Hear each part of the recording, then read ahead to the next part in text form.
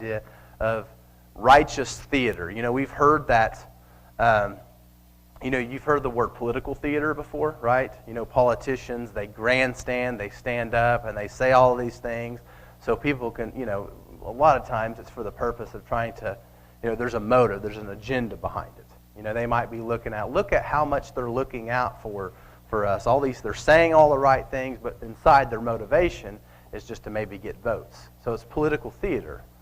And so in this way, to some extent, it's like these religious leaders, they practice righteous theater, holy theater.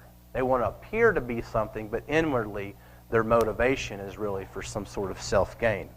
And I don't think that we necessarily have to stop with just fasting and prayer and giving, like donations and things like that, offerings.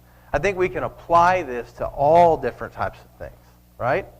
We can apply it, to Sabbath keeping. We all believe that God wants us to keep the Sabbath, right? We all believe that that's one of the commandments. We all believe that that's a blessing. It's not a curse. It's not a burden or anything like that. But I think that we could take that commandment, for example, and grandstand and look at how well I keep the Sabbath. So I don't do those things, or I don't do these things. And the motivation is for people to maybe look at us as maybe just being better at observing that commandment. And so I think that Jesus is getting at the whole time. We look at the whole Sermon on the Mount.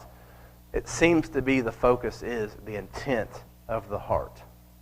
We have to check our intent, check our motivations. And I don't want to harp on that too much. I'm talking too much, but I just wanted to point that out, because Jesus does say before this, when we read last week, verse 5:16, he says, "Let your light shine before others, that they may see your good deeds and glorify your Father in heaven." So back then,